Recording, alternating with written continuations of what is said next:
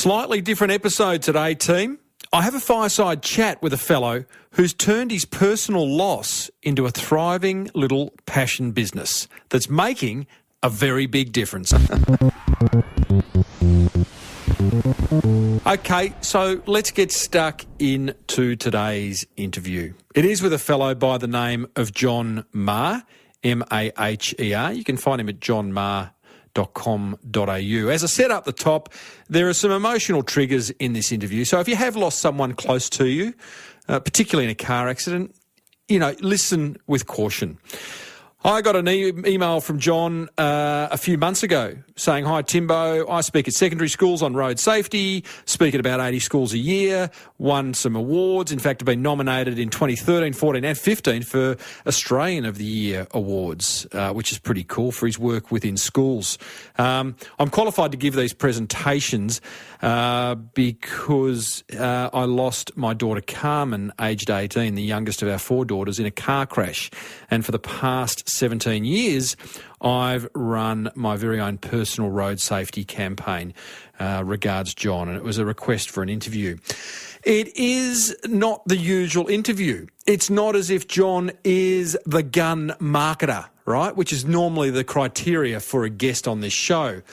But personally, selfishly, I've got 3 teenage kids. One started driving a few months ago, already had his first ding, and I just felt that I wanted to help John spread the message.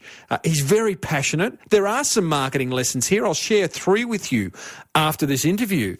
But, as I said, not the usual interview for the Small Business Big Marketing show. But I did start off by asking John, what's his superpower?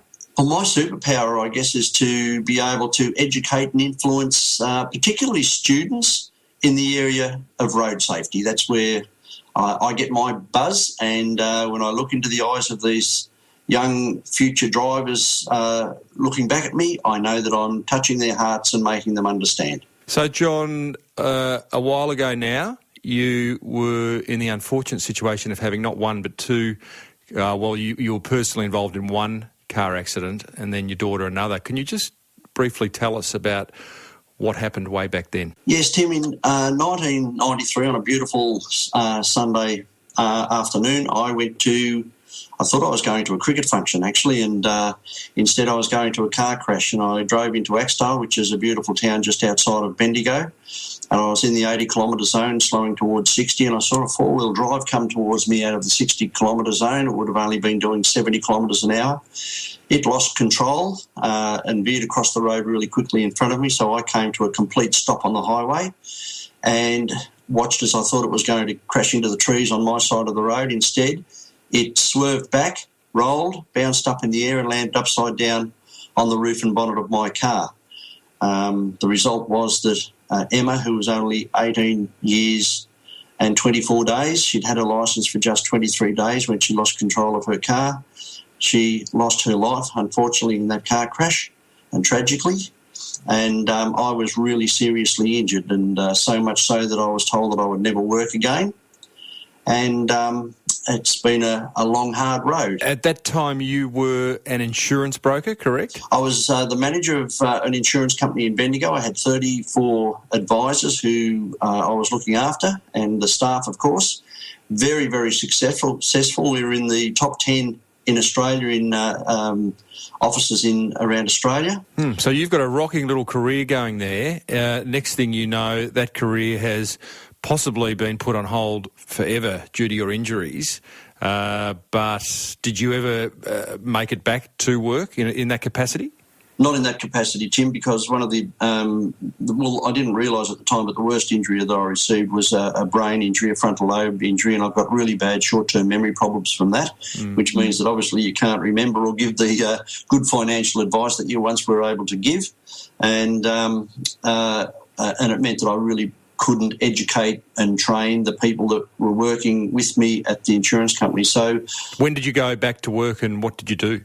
Yeah, well, what happened was 2.5 years after that car crash, I'd resigned myself to the fact that I was probably never going to work again. I was lucky enough to be on income protection from the insurance company. Thank heavens I'd taken that out. But 2.5 years after that crash, my youngest daughter, Carmen, was taking her best friend into work at McDonald's in Bendigo, and on the way home, Carmen, who was aged 18 years and 3 months, went to sleep at the wheel and crashed into a tree and was killed instantly. And my eldest daughter, Michelle, actually found her on the way to work. So it was an incredibly tragic and terrible time in our lives. And it was about 2 years after that when 4 young students were killed in Bendigo again, that I said that I must do something about this and stop feeling sorry for myself and make these young people, our kids, understand who they are, how much we love them, how much we're going to miss them when they do these types of things in cars. And that's when I went back to work. I started writing to schools and giving talks at schools on road safety and educating the young people, the years 10, 11 and 12 students who are learning to drive and who are our future drivers on our roads. Before we go there, and I've got to say this is one of the harder interviews I've done, having 3 teenage kids, one who's just started driving. And I walk the line of... it's such an emotional story, and yet, as we talked about before we hit record, this is obviously a marketing show, but I'm interested to know, at that time, so you're in a terrible accident, your daughter Carmen is killed in a terrible accident 2.5 years after yours. At that point, how do you dig yourself out of that hole in order to, and I'm assuming it's a very deep hole.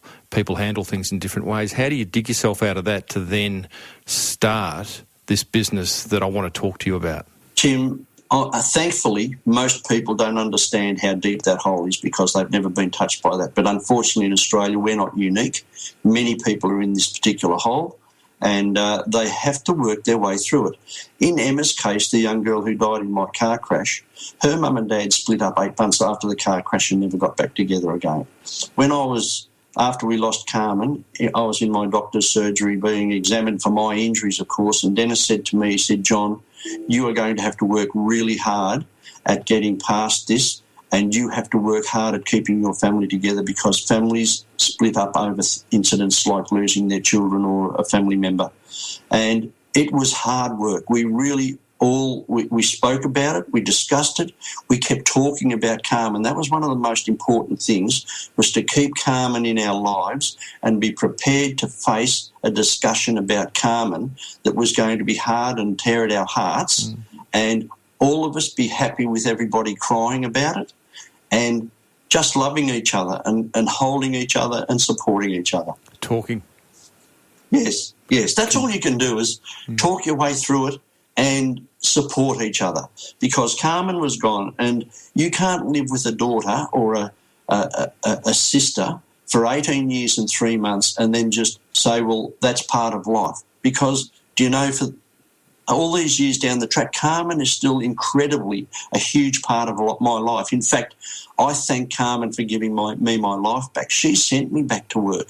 She gave me my life back and allowed me to go to schools and to corporate Australia and speak to them about road safety. And, every single person in Australia and New Zealand, where I speak a lot as well, everyone uses the roads almost on a daily basis. And this is I wouldn't want to live anywhere else. It's the safest country in the world. However, we all take our lives in our hands out there on the roads every single day. John, the fire in your belly that was lit at some point to now become this almost... I can feel the preacher in you, to just get out there and really drill home this road safety message.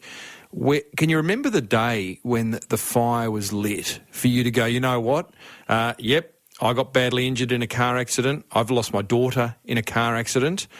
There must have been a downward spiral at which point you bottomed out and you've gone, hang on, nah, look out, guys, here I come. Can you remember that day? I can remember exactly that day because I got the Bendigo Advertiser, and on the front page of the Bendigo Advertiser was the car crash where these 4 young students were killed in Bendigo, and I said, stop feeling sorry for yourself, get off your backside, do something about this. I was good on the computer. I could do a PowerPoint presentation. And I said, I am going to go to the schools and see if I can stop these kids from doing this to their parents and their brothers and sisters and their friends. Why did it take for those 4 young people to be killed? Because you'd already lost a daughter. What was it just... I mean, that sounds like a cold question, but, you know... It's a great question. It's a great question, Tim, because do you know what? I was feeling sorry for myself. And rightly so. I was feeling sorry for Ange, and I was feeling sorry for my girls. I was feeling sorry for Carmen's friends, and the hole was so deep and black, I couldn't see any light at the end of that tunnel. And that newspaper article, those 4 boys, along with Carmen, gave me the drive to do what I am now doing, and I know that I'm making a difference, or Carmen, through me, is making an enormous difference in the lives of so many people. So what did you actually do? So that you saw the headline, four young boys killed in your local area. Yep. What did you do? Did you realise, hey, did you go and write the PowerPoint presentation, or did you contact... That day? That day. I did it immediately. I sat down and I put the PowerPoint presentation together. Back then it was pretty bland, I guess, but it's a lot better now. But what I did do then was I contacted the schools, and the very first school that I contacted was Catholic College in Bendigo, where I educated all of my 4 girls. And 3 of the boys who had died in that car crash were all from Catholic College. So, do you know, when you talk about kids and families being affected by this, schools are tremendously affected by their students being killed and badly injured in car crashes, because these kids go to school every day with these kids, and all of a sudden they're not in their lives, and it affects schools enormously. So you got your slide deck in hand, you go and knock on the local Catholic school, they say, yep, come on in. Geez, mate, that must have been the hardest 20 minutes on stage you've ever done. It was. It was incredibly difficult, but what I can tell you is about 12 months before I lost Carmen, I was asked by the Young Christian Women's Association to give a talk to them about my car crash. And I got 10 minutes into it in front of about 40 women, and I burst into tears and packed up all my gear and walked out and crying. And I didn't think I'd ever be able to do that again. However, when I was at the schools, it seemed different. I'd seemed to have grown into it, I guess, and I had a purpose, and that purpose was to make a difference in everyone's lives and tell them all about Carmen and tell them how easily we lost Carmen and how vigilant everybody must be on the roads, and that they have a role to play. And it's not... And I didn't understand that the day that we lost Carmen. Carmen was the lucky one that day because Carmen had died. She left us, though, with an enormous burden. We were the unlucky ones because we have to live the rest of our lives without Carmen, and that's what the kids understand when I talk to them at schools. Mm. So you started to realise, I guess then, after doing however many school talks, that this was it's your way out, this is your opportunity to affect change in the world, and I guess all of us, whether we know it or not, or whether we like it or not, are put on this earth to do something, to make some kind of difference. Yes. Big, small, who knows? We don't know the answer to that, but you'd found it. You have found it. I can hear it in your voice, mate. I mean, I don't know. Part of me, you know, on researching, talking to you, I'm like, how do you get up every day and have to share this story? But I know the answer to that, but it still can't be easy because it's a story just full of personal tragedy. Well, it is, but do you know? And I stand up and in front of corporate as well, and I can get emotional, but I don't. I'm able to control it. How? Well, almost by biting my tongue, because I refuse to allow myself to cry in front of people. Do you know where I cry? I cry in private. I cry when I'm driving home from the schools or from a corporate function. You found your way out of the doom, of the gloom and doom. Yes. How have you brought your wife and daughter along on this very positive ride? Well, I have 3 other daughters as well. Yeah, Michelle, Katrina and Jasmine, and we have 6 grandchildren and 3 son-in-laws. They've all been along on this ride as well. And my daughters and Ange have all been to several presentations that I've given. The last one was a corporate one out at Creswick, and they all advised me after that presentation that they never want to be invited again. So they won't be back because it's very, very difficult on them. Yeah. It's a lot easier on me, to be perfectly honest. But last year, Carmen's Road Safety won the 2014 Regional Achievement and Community Awards for Victoria, which was just absolutely amazing. And my three other families, Michelle, Katrina and Jasmine and their husbands, were down there, and Ange, of course, and it was just wonderful to share this award with them because they could see what Carmen and I are achieving, and we're being recognised for that achievement. And I've also been nominated for the last 3 years in a row for Australian of the Year, and I'm just an ordinary person. And it's not me being nominated, it's Carmen and her message, which I am so proud of. Good on you, mate. A great story. Tell me then, turning this into, and this is again, walking on eggshells, you turn this into your ongoing business. You are now out there on an ongoing basis marketing yourself and Carmen and the message of road safety to young people. Tell us about how you build that business. Tell us about how you market it and to who. Okay. Initially, I wrote letters to every single secondary college in Victoria, and it was tough work. Now I email, and I speak to 80 colleges a year, secondary colleges, some in Queensland as well. Queensland is actually growing pretty rapidly. And I speak to about 16,000 students a year. And what I do is I have to keep contacting them, although the student, once a school gets me once, they keep me every single year. I'm part of their education in the area of road safety for their students, which is just brilliant. But I'm looking for more schools. I just want to touch the lives of more young people to stop them from having a tragedy on our road. And what's your offer? Is your offer to go in there and do is it a 1 hour presentation from you? Is it a workshop? What is it? It is a 1 hour presentation. Curriculums are so tight, you must get in there and get out. And I have a 1 hour presentation. Sometimes it might be cut back to 50 minutes, but it really does need to be around about the hour to get the full message across and make the difference in these students' lives. And unfortunately, I do have to charge a fee because I'm not sponsored by anybody. Unfortunately, I'd love to be. You're not a charity? I'm not a charity, no, and I have to drive there and drive back and all of that type of thing. But schools struggle for funds, so I charge a very low fee for schools of $700. But corporate Australia has been wonderful with me over the past 4 years because especially the banking industry and the insurance industry, because of the time that I spent on income protection and how I worked my way back into the workforce. John, I would have thought one of your ideal... so you're getting $700 from schools, but that doesn't put food on the table. They're the hard yards. I would have thought, I love sharing the odd marketing idea on this show, and I'm wondering whether... corporations are full of parents. I also know that corporations love, the good ones love to do kind of family events. Is there an opportunity for you to package something up that, says to a bank or an insurance company or a big hardware store, whatever it is, to say, hey, listen, bring your kids along for an event with mum or dad who works here, and John's going to come and have a chat to us about road safety? Yes, I've got all that prepared on a PowerPoint presentation, but I don't seem to be able to get in anywhere, and that's where I'm falling down in the marketing area. John, I'll let you in on a secret. There's a few corporates that listen to this show. I call them cubicle escapees, right? And they listen in secretly, very low volume in case the boss hears. Yes. But they're listening in, trying to figure out how to escape the cubicle. Yes. Whilst they're trying to figure out how to escape, I suggest that they contact you over at johnmaher, maher.com.au and get you in for one of those corporate family days, mate. I remember my old man used to work at the National Bank and they used to have family days. We used to have 3-leg races and egg and spoon races. I love them.